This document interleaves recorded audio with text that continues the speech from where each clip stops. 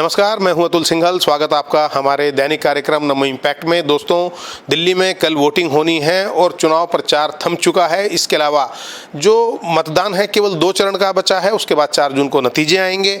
Doctor Nandkishore Garg हमारे साथ हैं, जो एक चिंतक हैं, और आजकल अपील आपकी चल रही है डॉक्टर साहब कि मतदान करें। मैंने कई चैनल पे सुना, कई मैंने FM रेडियो पे सुना, तो हम भी अपने चैनल पे चाहेंगे नमो इम्पैक्ट पे कि आपकी तरफ से अपील चले और मतदान का क्या महत्व है, कैसे लोगों को इसका इस्तेमाल करना चाहिए। लोकतंत्र की बुनियाद वोटर्स हैं। जितना वोटर्स जागरूक होंगे, पढ़े लिखे होंगे, उतनी ही अच्छी सरकार को चुनेंगे। और ये भारत का सौभाग्य भी कहें या दुर्भाग्य भी कि यूनिवर्सल फ्रेंचाइज सबसे पहले सबको देना है। 21 साल के उस समय, तो बाद में 18 साल। भारत के संविधान के अंदर ये बहुत बड़ी चीज़ थी। लोग हंसी भी उड़ाते थे, अनपढ़ लोग हैं, कैसे वोट देंगे, क्या करेंगे। परंतु भारत का मतदाता ने हर बार सिद्ध किया कि समय के अनुसार उसको जो आवश्यक लगा देश हित में वो किया। इमरजेंसी के खिलाफ मूड था तो पूरे बुरी तरह इंदिरा कांग्रेस को हराया। अच्छी स्टेबल गवर्नमेंट नहीं दे पाए चरण सिंह की महत्वाकांक्षा के कारण मुरारजी भाई, तो बुरी तरह दोनों को हरा दिया और फिर से इंदिरा को ले आए। वो ठीक है डॉक्टर साहब, लेकिन मतदान करना ही आवश्यक है और यही हल है किसी लोकतंत्र को मजबूत रखने का। भारत के अंदर भी आजकल बड़ी चर्चाएं चलती हैं। ज़्यादा स्ट्रॉन्ग यदि बहुमत ले आएंगे नरेंद्र भाई मोदी तो इस संविधान को ना बदल दें। अब उनसे कोई पूछो, संविधान को बदलने का तो संसद को अधिकार शुरू से है। इवन पहली संसद से पहले ही सबसे पहले उसके ऊपर आघात हुआ था, पहला अमेंडमेंट करके वो 52 संशोधन शब्द ज़्यादा उपयुक्त है बजाय बदलने। संशोधन को ही, क्योंकि हमारे यहाँ भाषा के जो है ना ट्रांसलेशन में बड़ी एक दूसरे गड़बड़ हो जाती है। इसलिए मेरा मानना है कि मतदान हमारा एक ऐसा अधिकार है, मैं तो कहता हूँ ये शस्त्र भी है, क्योंकि हमारा संविधान यदि शास्त्र है तो उसका शस्त्र उसके अंदर वोट देना है, और वोट देकर हम अपनी मर्जी की सरकार चुन सकते हैं। सबसे अच्छा व्यक्ति है उसे वोट दें। नोटा भी कोई सलूशन नहीं है। नोटा का जो एक्सपेरिमेंट किया है भारत ने कि नोटा से कोई पसंद नहीं है तो किस लिए जा रहे भाई तो मतदान करने। जो बेस्ट पॉसिबल कैंडिडेट हैं, अच्छी पार्टी है, उसको वोट दे के हम एक अच्छी सरकार बनाने में सब अपना सहयोग दें।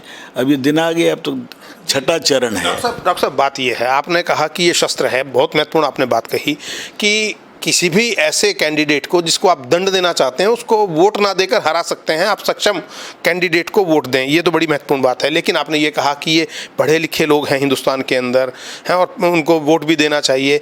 लेकिन विडंबना यही है कि जो अभिजात्य वर्ग तो दे देता होगा वोट, या निचला तबका दे देता है, जो मध्यम वर्ग है खासतौर से और जिसको सो कॉल्ड पढ़ा लिखा है, वो वोट देने की टेंडेंसी उनमें कम है। 4 दिन की छुट्टी, कल छुट्टी थी, आज वर्किंग है, फिर शनिवार इतवार की छुट्टी है। लोगों ने एक दिन की शुक्रवार की छुट्टी ली, घूमने चले गए। कितना उचित मानते हैं इस ट्रेंड को आप? अनुचित है, परंतु समय के अनुसार परिवर्तन इसमें भी आ रहा है। आज भी नॉर्थ ईस्ट में 75, 80, 85% एक नॉर्म हो गया, नॉर्मल है। दक्षिण भारत भी बाय एंड लार्ज जागरूक है। दिक्कत कहाँ आ रही है? जो कैपिटल, आर्थिक कैपिटल है, जहाँ फिल्म के हीरो हीरोइन है, वहाँ पोलिंग कम हुआ है, महाराष्ट्र में, बॉम्बे में। क्यों? अब इसका जवाब अभी नहीं है किसी। गर्मी है, एक फैक्टर हो सकता है। और मैं तो इसलिए चाहूँगा देश को जो व्यवस्था चला रहे हैं उनको चुनाव करते समय, कराते समय ये ध्यान रखना चाहिए कि मौसम अनुकूल हो बाई एंड लार्ज पूरे देशवासियों को।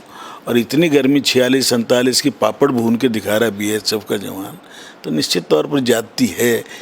मई के अंदर ये हालात हैं गर्मी के, तो क्योंकि वायु पर, वातावरण में जो गर्मी आ रही है, AC ज़्यादा लग रहे हैं, हीटिंग बढ़ती जा रही है, तो पूरा विश्व ही इससे ठीक है, क्योंकि आदमी के काम तो कोई नहीं रुकता, काम सारे होते हैं जीवन में। चुनाव का बेस्ट जो पीरियड है वो नवंबर-दिसंबर है। बिल्कुल मौसम बढ़िया होगा और फसल वगैरह का भी काम कम होता है, कटाई वगैरह बाद में शुरू होती है। तो मुझे लगता है कि अगली बार जब 1 नेशन 1 इलेक्शन और पूरे स्टेट और ये एक हों, इन चीज़ों का भी ध्यान रखा जाना चाहिए। और मैं फिर अपील सबसे यही करूंगा कि वोट देने के बाद घूमने जाएं। वोट नहीं देंगे तो आप लोकतंत्र के प्रति अपराधी हैं। और इसलिए एक मजबूत लोकतंत्र, क्योंकि 18वां लोक चुनाव है ये लोकसभा, मैं इसको ये भी देखता हूँ कि 18 दिन महाभारत चला था और भगवान कृष्ण ने गीता में 18वें अध्याय में फिर कंक्लूड किया था। तो ये इस बार कंक्लूड होना है कि भारत भारत रहना है या भारत के टुकड़े करने वाले, इसको इंडिया मानने वाले लोग कहीं सफल ना हो जाएं। इसलिए हम भारतवासियों का, सनातन परंपरा को मानने वालों का, विरासत को अपने ऊपर गर्व करने वाले लोगों के पास आज कोई ऑप्शन नहीं है। आपने बातों बातों में काफ़ी सारी बातें कह दी, लेकिन एक सवाल मेरा आखिरी ये था कि जैसे संविधान ने अधिकार दिया है वोट देने का, क्या वोट को अनिवार्य नहीं कर देना चाहिए?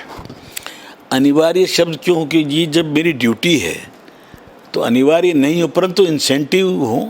जैसे अभी भी कोई बेचारा रेस्टोरेंट में एक दिन 20% डिस्काउंट दे रहा है, कोई फ्री चीज़ें बांट रहे हैं, भाई आओ, जो उंगली दिखाएं। तो उस प्रकार सरकार भी कुछ कहे कि ऐसे लोग जो वोट नहीं देते, उदासीन हैं, आलसी हैं, उनको सरकारी हॉस्पिटल में, सरकारी सुविधाओं से उनको वंचित कर दिया जाएगा अगले चुनाव तक। इतना ही काफ़ी है कि अगला चुनाव में वो अपनी सक्रियता दिखाएं, तो सरकारी लाभ, जो फालतू वाले लाभ वो मिलेंगे। अगर आप बहुत संपन्न हैं, इलाइट हैं, आप अपना खर्चा करिए, अपना अस्पताल इलाज कराइए, अपने ढंग से रहिए।